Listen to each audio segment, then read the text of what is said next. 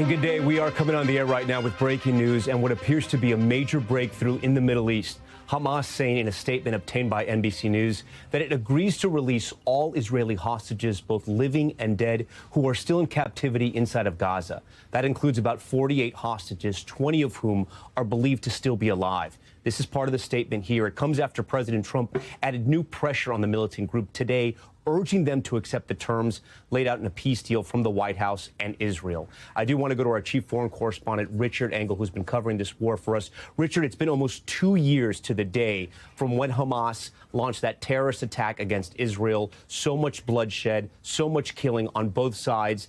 And this could really be a breakthrough. But there are some demands that the U.S. had, including President Trump. Walk our viewers through the key components of this deal. So we have just received a response from Hamas and from a senior Arab negotiator. I received these replies directly from two sources, and they are the same. And according to both of these sources, Hamas and an Arab negotiator, Hamas has agreed to release all of the Israeli hostages that it is currently holding, both living and dead, and it has agreed to leave government, to accept a new technocratic Palestinian Authority. Both of these demands were central to President Trump's 20-point peace plan. Hamas says that it is willing now to enter into negotiations to implement this plan. So this is, Tom, a major development. Hamas, under tremendous pressure politically and militarily, has now agreed to release the hostages, living and dead, and to give up power in Gaza and to cede it to an authority that is apolitical. So this is a significant development and could potentially forestall a major escalation of the war in Gaza. Israel and the United States had threatened that if Hamas did not agree to these terms, did not accept the terms that it has just accepted, that Israeli troops would invade Gaza City and would cause more damage, more bloodshed in Gaza. Potentially that has been avoided. It is a major development. The exact details, when the hostages are going to come out, how they are going to come out, remains to be seen. But Hamas said it is willing to do this. It is accepting the terms if the conditions on the ground are correct and are feasible. But it has accepted the deal. Tom. Richard, stand by for us, because I do want to read some of the sort of parts of the plan to our viewers here. If this deal is accepted the way President Trump presented it to Hamas and to both sides, Israel's offensive in Gaza would immediately end. Hamas would have 72 hours to release those hostages, both living and dead. No one would be forced to leave Gaza. Hamas members would have to lay down their arms and demand that the group has previously rejected, but it seems like they may take it now. They agree, as you reported, not to have any role in government. Full humanitarian aid would flow into Gaza, and Gaza would be governed under a temporary governance. Again, this is just part of the plan. Richard, my question to you is, we've been here sort of before. I don't know if we've been at this level before where they've never really agreed to release all the hostages. Do you think this is going to stick? I think it is going to stick in the short term.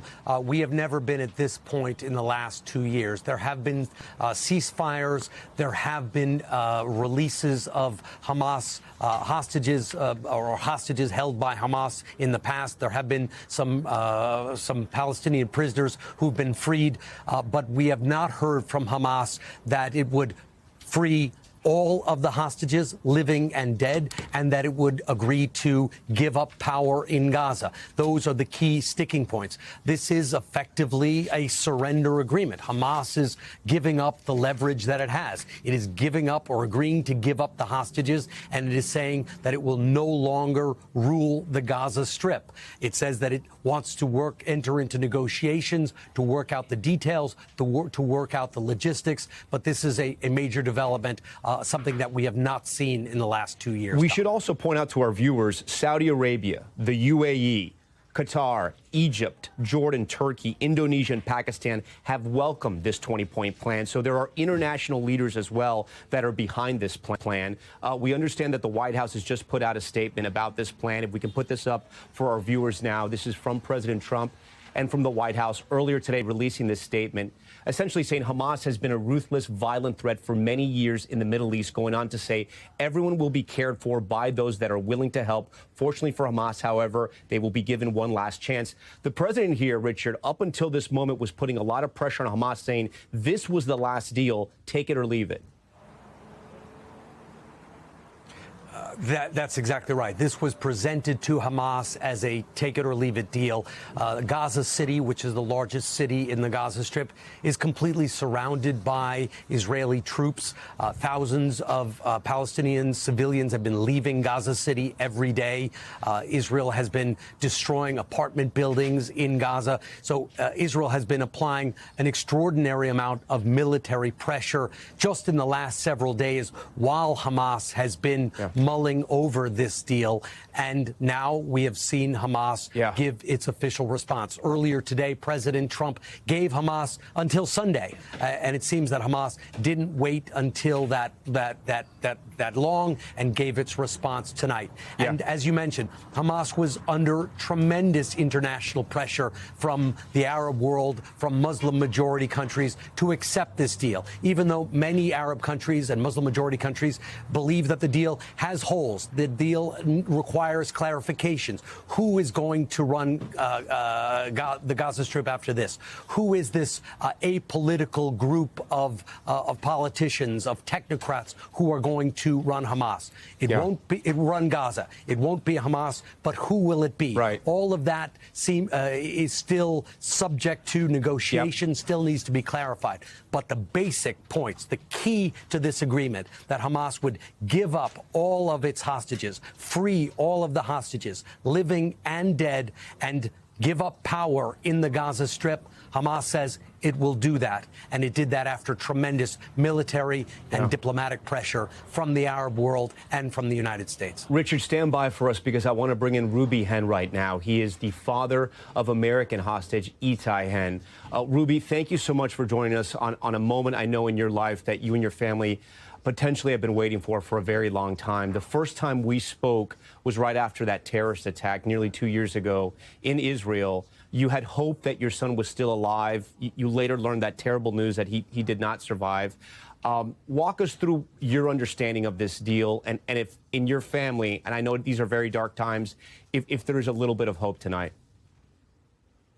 Yeah, I think first, thanks for having me. I think the full court press of the president and special President Envoy Steve Witkoff has been successful. You know, the main component that we, the families, have been wishing to see is that all the hostages, living and deceased, are front-loaded and come at the beginning of this deal. It seems that Hamas is willing to give up and provide that, and wish to understand the other components of the day after in an international summit, which, you know, should be detailed and thought about. And, you know, all of that is nice and good. But I think all of us have had the eye on the ball, including the President of the United States, that after meeting him multiple times and meeting dozens of families of hostages, you know, I think he understood the magnitude and the importance of, first and foremost, getting the hostages out, all of them, and then continuing to discuss how the future of Gaza looks like for the benefit of the people in Gaza, as well as providing the security required by the State of Israel.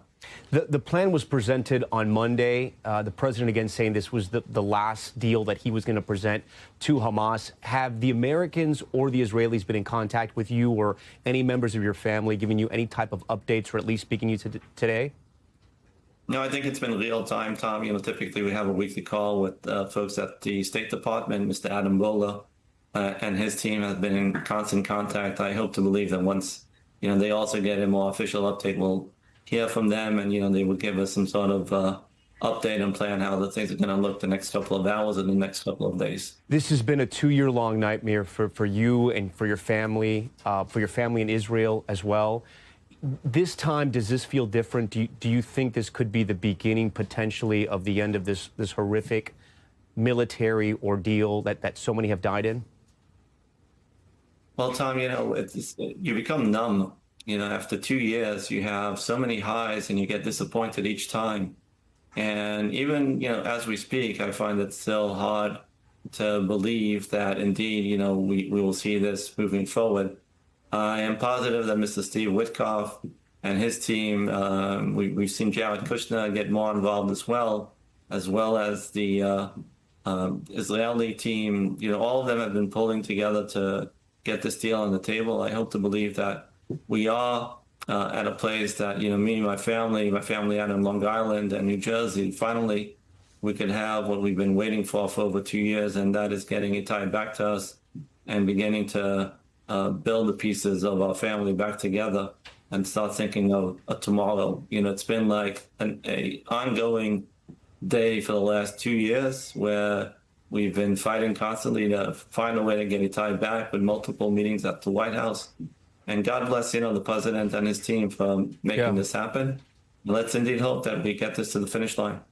Ruby, you and another American family have two loved ones whose remains potentially will be given back to you at some point. I know this is all incredibly difficult. What is your message tonight for your American sort of family, your American friends all across this country about what you guys are going through right now?